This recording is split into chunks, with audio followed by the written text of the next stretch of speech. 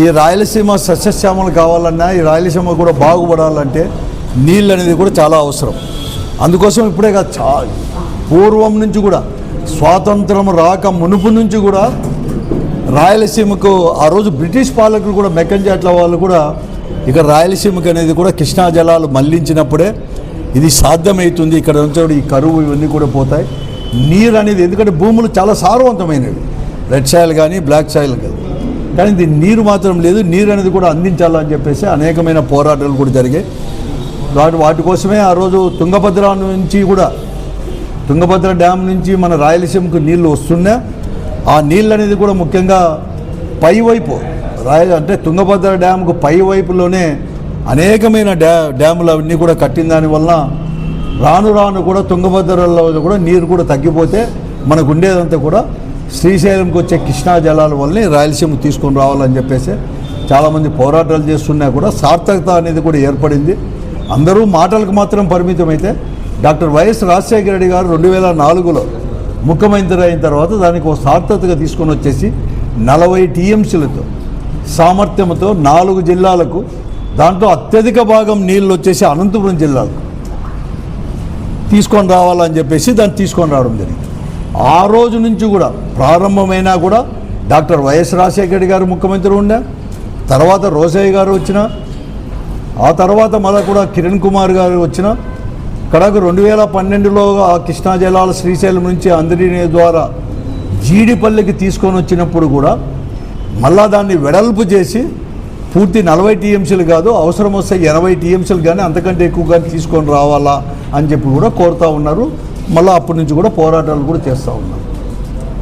ఈరోజు మొట్టమొదటిగా 40 టీఎంసీలు వచ్చి 3850 క్యూసిక్ల కెపాసిటీతో సామర్థ్యంతో ఆ కాలువ తవ్వితే ఎందుకో కానీ ఆ సామర్థ్యం అనేది కూడా పంపులు 12 పంపులు 350 క్యూసిక్లతో ఉన్నా కానీ నీరు వస్తానేది మాత్రం 2200 జీడిపల్లికి. కాబట్టి దాన్ని 3850 చేసేది కాకుండా జగన్మోహన్ రెడ్డి గారు ముఖ్యమంత్రిగా ఉన్నప్పుడు ఈ రాష్ట్రంలో ఉండే ప్రజలందరూ కూడా, ప్రజలతో పాటు రాజకీయ పార్టీలు మేము అందరూ కూడా అడిగితే, ప్రజాప్రతినిధులు అడిగితే 10,000 12,000 చేయమంటే 6,300 చేసిండేది. కానీ ఈరోజు కనీసం 6,300కైనా కానీ వెడల్పు చేస్తారేమో అంటే 2024లో చంద్రబాబు నాయుడు గారు ముఖ్యమంత్రి అయిన తర్వాత ఎవరు కానీ ఊహించలేదు. ఏమన్నా జగన్మోహన్ రెడ్డి గారు 6,300 చెప్పాడు, కానీ మొట్టమొదటి నుంచి కూడా ఇక్కడ ఉండే ప్రజలంతా కోరేదంతా కూడా, రాయలసీమ ప్రజలు కోరేది, అన్ని రాజకీయ పార్టీలు కోరేది 10,000 12,000 క్యూసిక్లు కాబట్టి అంత చేస్తాడో అని చెప్పి అనుకునే తరుణంలో 6,300 కాకుండా ఇంకా కూడా 3,850 ఒరిజినల్గా ఎంత అనుకున్నామో అంతకే చేసి పనులు వెంటనే కూడా ప్రారంభిస్తాము అని ఓ దిక్కు చెప్తూనే, మరొక వైపు కూడా పోలవరం ప్రాజెక్టు ఇంకా 2 సంవత్సరాల్లో పూర్తి అవుతుంది. ఈ పూర్తి అయిపోతున్న తరుణంలో గోదావరి జలాలనే బనకచెర్లకు తీసుకొని వచ్చేసి రాయలసీమకు సస్యశ్యామలం చేస్తాము, పోతిరెడ్డి రెగ్యులేటర్ ద్వారా అన్నీ కూడా నీళ్ళు ఇస్తానని చెప్పి కూడా చెప్తా ఉన్నాడు. చాలా సంతోషం. మేము ఒకటే నేను అడిగేది, మీరు ఎప్పుడైతే బనకచెర్లకు నీళ్ళు తీసుకొని వస్తే బనకచెర్ల నుంచి డైరెక్ట్గా అనంతపురం జిల్లాకు, చిత్తూరు జిల్లాకు నీళ్ళు రావు. బనకచెర్ల డ్యామ్ వచ్చేసి అక్కడ వచ్చేసి కాంప్లెక్స్ అనేది శ్రీశైలానికి 20 కిలోమీటర్ల దూరంలోనే ఉంటుంది. అక్కడి నుంచి డైరెక్ట్గా పోతిరెడ్డి రెగ్యులేటర్ కాలువలో చేస్తే హెచ్ఎన్ఏ అది హంద్రి ఇది గాలేరు నగరికి అక్కడంతా ఉపయోగం వస్తుంది. కానీ కర్నూలు కడపకి తీసుకొని పోవచ్చు, కానీ అనంతపురానికి చిత్తూరుకు తీసుకొని పోవాలంటే మళ్ళీ కూడా ఒక లిఫ్ట్ దారులను అంటే శ్రీశైలం తీసుకొని రావాలంటే ఏకైక వాటర్ సోర్స్ నీరు తీసుకొచ్చేది హంద్రీ నీవా మాత్రమే. అంటే హంద్రీ నీవాను 40 టీఎంసీలు కాదు 80 టీఎంసీలో మీరు తీసుకొని వస్తే దాన్ని తీసుకొని రావాలంటే హంద్రీ నీవా అనేది కూడా వెడల్పు చేస్తేనే ఇది సాధ్యమవుతుంది. అటువంటి వైపు ఇదికేమో బనకచెర్లకు నీళ్ళు తీసుకొని వస్తాం గోదావరి జలాలని చెబుతూనే దీన్ని మాత్రం ఇంకా కూడా 10,000 క్యూసిక్లో 12,000 క్యూసిక్లో చేయాలని అడిగేటప్పుడు మేము 3,850కే మేము చేస్తాం ఫస్ట్ ఫేజ్, సెకండ్ ఫేజ్ ఇవన్నీ కూడా లైనింగ్ చేస్తామని చెప్పడం నిజంగా కూడా ఈ ప్రాంతానికి మరీ ముఖ్యంగా అనంతపురం జిల్లాకు, చిత్తూరు జిల్లాకు పెద్ద దెబ్బ.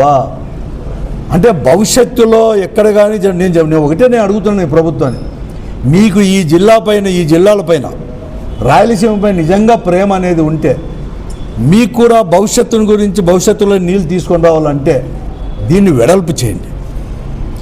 నువ్వు వెడల్పు చేయకోకుండా మీరు లైనింగ్ చేస్తే భవిష్యత్తులో చేయడానికి కూడా వీలు ఉండదు. ఎందుకంటే మీరు 2014లో ఈ రాష్ట్రం విడిపోయిన తర్వాత హెచ్ఎల్సి కూడా తీసుకొని రావాలా, సమాంతర కాలువన తీసుకొని రావాలంటే హెచ్ఎల్సికి మేము అనేది కూడా వెడల్పు చేసుకొని రావాలా అని చెప్పేసి పెద్ద ఎత్తున ఈరోజు ఫైనాన్స్ మినిస్టర్గా ఉండే కేశవ్ గారు కానీ, అప్పుడు మంత్రిగా ఉండే సునీతమ్మ గారు, వీళ్ళందరూ కూడా 2015లో పోయి ఆ ముఖ్యమంత్రితో మేము చర్చిస్తామని చెప్పేసి అక్కడ పోయి దాన్ని వెడల్పు చేయకోకుండా 4850కి, అంటే ఇక్కడి నుంచి తుంగభద్ర డ్యామ్ నుంచి మన బార్డర్లోకి 106 కిలోమీటర్లు అంతకే మీరు వచ్చేసి లైనింగ్ చేసిన దానివల్ల ఇంక హెచ్ఎల్సి నుంచి భవిష్యత్తులో వచ్చే కూడా ఇంకెక్కడ అవకాశాలు లేవు. ఉండేది కేవలం అందరి నీవాని. కాబట్టి అందరి నీవాను వెడల్పు చేయండి. ఈ రోజు మీరు ఏదైతే లైనింగ్ చేస్తున్నామో, లేకుంటే ఫస్ట్ ఫేజ్లో 3850కి మాత్రమే వెడల్పు చేస్తామనే దాన్ని వెంటనే దాన్ని నిర్ణయాన్ని మార్చుకొని భవిష్యత్తు, ఈ రాయలసీమ యొక్క ప్రజల యొక్క భవిష్యత్తును దృష్టిలో పెట్టుకొని వెంటనే ముఖ్యమంత్రి చంద్రబాబు నాయుడు గారికి కూడా రాయలసీమకు సంబంధించిన వారు, అందరూ రాయలసీమకు సంబంధించిన వారి పేరంతా కూడా రాయలసీమకే. ఈ జిల్లాలో ఉండే కరువును చూపించే కేంద్రానికి కూడా విన్నవించి కేంద్రం దగ్గర నుంచి నిధులు ఎక్కువ తీసుకొచ్చుకుంటారు.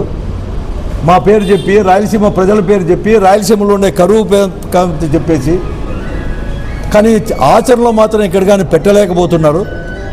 కాబట్టి నేను వెంటనే కూడా ఆ లైనింగ్ చేసేదాన్ని 3850 క్యూసెక్లకు మాత్రమే పరిమితం చేసి వెడల్పు చేసే ఫస్ట్ ఫేజ్ దాన్ని నిర్ణయాన్ని మార్చుకొని వెడల్పు చేయండి 10,000కు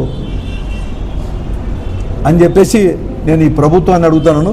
ఇంకా నేను చాలామందిని అడుగుతున్నాను కూడా. ఈరోజు కూడా ప్రజాప్రతినిధులు ఇక్కడ జిల్లాలో రాయలసీమలో ఉండే వాళ్ళందరూ కూడా సీరియస్గా ఆలోచన చేయండి. రాజకీయాలు మళ్ళా ఉంటాయి. ఎవరు అధికారంలో ఉన్నారు, ఎవరు ఎమ్మెల్యేలుగా ఉన్నారు, ఎవరు మంత్రులుగా ఉన్నారు, ఏ పార్టీ అనేది కూడా కాదు. బట్ ప్రజలు అనేది, ఈ ప్రాంతం అనేది చాలా ముఖ్యము. భవిష్యత్తును దృష్టిలో పెట్టుకోండి. కాబట్టి వెంటనే మీరందరూ కూడా ఇప్పుడు ఉండే రాయలసీమ ఉండే ఎమ్మెల్యేలు అందరూ పోయి ముఖ్యమంత్రి గారి దగ్గర పోయి ఏదో లేకుండా మూకుమ్మడిగా అందరు కలిసికట్టుగా పోయి నేను మళ్ళా కూడా చెప్తున్నాను, మీకు చేతనైతే చిత్తశుద్ధి ఉంటే ఈ హంద్రీనీవా ప్రాజెక్టుని వెడల్పు చేయండి. మీకు చేత కాకపోతే శాశ్వతంగా మీరు లైనింగ్ చేసే ఇంకా వెడల్పు చేయడానికి అవకాశమే ఉండదు. భవిష్యత్తులో ఏ ప్రభుత్వం వచ్చినా, ఏ ప్రజాప్రతినిధులు ఉన్నా కూడా. కాబట్టి పెద్ద ఎత్తున దెబ్బతీసినట్టు, నిజంగా చెప్పాలంటే చేస్తుంది, ద్రోహం చేసినట్లయితుంది. కాబట్టి దానికోసం వెంటనే దాన్ని విరమించుకోవాలని చెప్పి నేను కోరుతా ఉన్నాను. మరీ ముఖ్యంగా ముఖ్యమంత్రి గారు అయితే ఢిల్లీకి పోయినా, రాయలసీమకు వచ్చినా గోదావరి నీళ్లు బనకచెర్లకు తరలిస్తానని చెప్పేటప్పుడు నువ్వు ఎవరి కోసం తరలిస్తావా నీళ్ళు? రాయలసీమ కోసమే కదా. ఆ రాయలసీమలకు తరలించాలన్నప్పుడు రాయలసీమ కోసం మీరు ఇవన్నీ తీసుకొచ్చినప్పుడు ఎలా తీసుకొస్తారు ఆలోచించండి. ఎలా తీసుకొస్తారు? That is the only source Handrineeva project. వేరే ప్రాజెక్టే లేదు అసలు. మీకు అనంతపూర్కే కాదు, మీ చిత్తూరుకి తీసుకొని పోవాలన్నా కూడా ఎక్కువ నీళ్ళు తీసుకొని పోవడానికే కదా. ఇంకొక 10,000 క్యూసెక్కులు అంటే ఇప్పుడు ఇప్పుడు వచ్చే 3,800 కాదు, ఇంకో 10,000 చేయాలన్నా అంటే ఇంకో 10 టీఎంసీలు ఎక్కువ చేయాలన్నా, లేకుంటే ఇంకో 30 టీఎంసీలు తీసుకొని రావాలి. తర్వాత ఇటీవల మేము చూస్తున్నాను, రాష్ట్రం విడిపోయిన తర్వాత, తెలంగాణలో మన రాష్ట్రం విడిపోయిన తర్వాత కృష్ణా జలాలపైన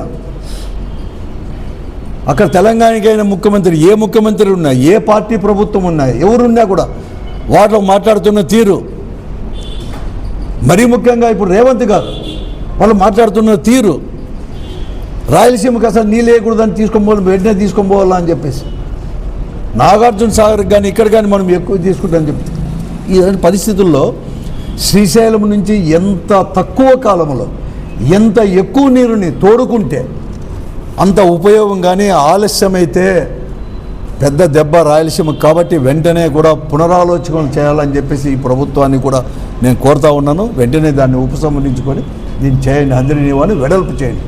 మీకు వెడల్పు చేయకి మనసు లేకపోతే, చేత కాకపోతే శాశ్వతంగా అదనంగా నీళ్లు తీసుకోవడానికి మీరు అడ్డు కూడా కట్టినట్లయితుంది. కాబట్టి నేను హెచ్చరిస్తున్నాను కూడా అందరికీ. కాబట్టి వెంటనే అందరూ కూడా ముఖ్యంగా మరీ ముఖ్యంగా కేశవ్ గారికి అన్ని విషయాలు తెలుసు, ఈ జిల్లాలో ఉండే ప్రజాప్రతినిధులకు అందరికీ కూడా తెలుసు, అలాగే కర్నూలు జిల్లాలో కూడా అందరికీ కూడా. ఎందుకంటే కర్నూలు జిల్లా నుంచి ప్రాతినిధ్యం వహిస్తున్న జనార్దన్ రెడ్డి గారు కానీ భరత్ గారు కానీ, ఎందుకంటే భరత్ గారి యొక్క తండ్రి గారు వెంకటేశ్వర్లు గారు మంత్రిగా ఉన్నప్పుడు రాయలసీమ గురించి అంత ఎక్కువ పెద్ద ఎత్తున మాట్లాడేవారు, నీళ్ళు ఇవన్నీ కూడా. కాబట్టి వీరందరూ కూడా దీనిపైన ఆలోచన చేసి వెంటనే కూడా ఈ హంద్రీ నీవాని వెడల్పు చేయాలని చెప్పి ఆలోచనతో ముందుకు పోవాలి. లైనింగ్లు అవన్నీ కాదు ఇప్పుడు కావాల్సింది, మొదట వెడల్పు చేయండి, తర్వాత ఆలోచన చేస్తాం. లైనింగ్ చేయాలా వద్దా భవిష్యత్తులో వెడల్పు చేసిన తర్వాత 10-12 వేల క్యూసిక్కులు తీసుకొని వచ్చిన తర్వాత మళ్ళా చేయాలని చెప్పి ఆలోచిస్తాం.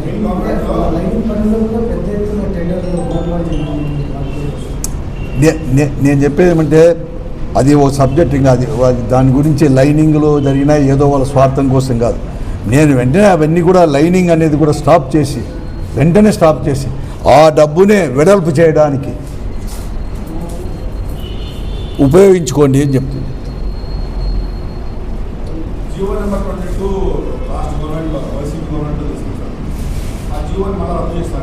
అవును, రద్దు చేశాడు, జీవో నెంబర్ చేశాడు. తర్వాత ఇంకోటి కూడా, ఏదైతే ఈ గాలేరి నగర్ నుంచి అంటే గండికోట నుంచి డైరెక్ట్గా పుంగనూరుకి తర్వాత కుప్పానికి నీళ్లు తీసుకోమంటే చిత్తూరుకు అందరి నీళ్ళు ద్వారా దాన్ని కూడా ఈరోజు నిలబెట్టేసి మళ్ళీ కూడా అందరి నీవో ద్వారా తీసుకోమని మాకేం అభ్యంతరం లేదు, అందరి నీవో ద్వారా తీసుకోమని.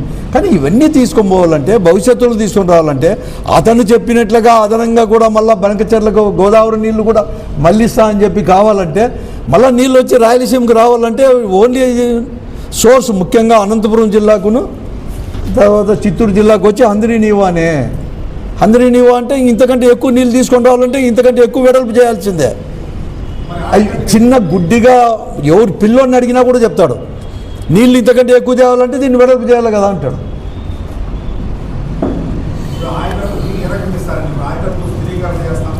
తర్వాత వెంటనే కూడా దానికంటే అందుకంటే ఇప్పుడు వచ్చిన నీళ్ళు కూడా వాడుకోలేకపోతున్నాం. కాబట్టి ఆయకట్టు స్థిరీకరణ చేయడానికి అంటే ఇవన్నీ కూడా డిస్ట్రిబ్యూటర్లు కూడా దాన్ని రెడీ చేసి దానిపైన ఆలోచన చేయకుండా, డిస్ట్రిబ్యూటర్ల పైన ఆలోచన చేయకుండా, దీన్ని వెడల్పు చేసేది ఆలోచన చేయకుండా దీనికంతా కూడా కంప్లీట్ చేసి సీజ్ చేస్తాము, ఇంకా అదనంగా నీళ్ళు తీసుకోవడానికి సీజ్ చేస్తాము, మేమంతా కూడా లైనింగ్ చేసి అనే నిర్ణయాన్ని వెనక్కి తీసుకోవాలని చెప్పి నేను అడుగుతున్నాను.